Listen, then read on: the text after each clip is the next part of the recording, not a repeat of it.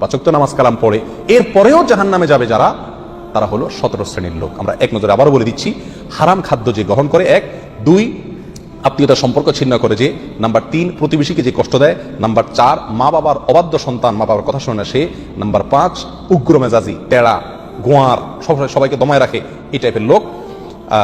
Number 6 অধীনস্থদেরকে, প্রজাদেরকে, যে সমস্ত শাসকেরা, যে সমস্ত রাজারা, যে সমস্ত রাষ্ট্রপ্রধানেরা, সরকার প্রধানেরা বা যে লেভেলে আছে সে তার প্রজাদেরকে ধোকা দেয় যে তারা। নাম্বার 7 অন্যের সম্পদকে অন্যায়ভাবে আত্মসাৎকারী ব্যক্তি। নাম্বার 8 উপকার করে কারোর খোঁটা দেয় যে ব্যক্তি, সে জান্নাতে যাবে না। নাম্বার 9 চগলখোর ব্যক্তি জান্নাতে যাবে না, মানুষের পিছনে কথা লাগাই বেড়ায় একজন আরেকজনের কাছে। নাম্বার 10 অন্যকে নিজের পিতা হিসাবে, নিজের বাবাকে না বলে, পরিচয় না দিয়ে অন্যকে নিজের বাবা হিসাবে, পিতা হিসাবে পরিচয় দেয় যে ব্যক্তি, সে। নাম্বার 11 গর্ব এবং অহংকার করে যে ব্যক্তি, যার মনের ভিতরে অহংকার আছে, সেই জান্নাতে প্রবেশ করবে না।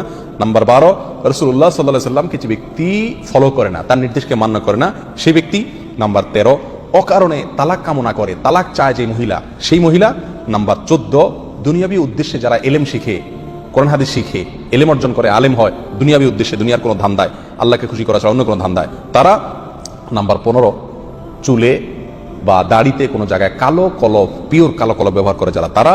এবং নাম্বার 16 যে কোনো ভালো কাজ করে সেখানে মানুষকে দেখানো, এটা ফলাও করা, প্রচার করা, এই উদ্দেশ্য থাকে যাদের, তারা। নাম্বার 17 ওয়ারিশকে বঞ্চিত করে তার হক থেকে, এরকম অভিভাবক, এই শ্রেণীর লোকেরা মুসলমান হয়েও জান্নাতি হতে পারবে না। আল্লাহ তাআলা আমাদের সবাইকে এই দুর্ভাগাদের তালিকা থেকে আমাদের নামগুলোকে বের করে আনার তৌফিক দান করুন। চেষ্টা করব এই 17 শ্রেণীর কোনোটিতে যাতে আমার নাম না থাকে, এটাকে টাঙায় রাখবো, ঝুলায় রাখবো লিস্টটাকে, এবং আমার ভেতরের কোনো পয়েন্ট আছে কিনা সেটা দেখে যাচাই করে সেখান থেকে নিজেকে বের করে আনবো ইনশাআল্লাহ।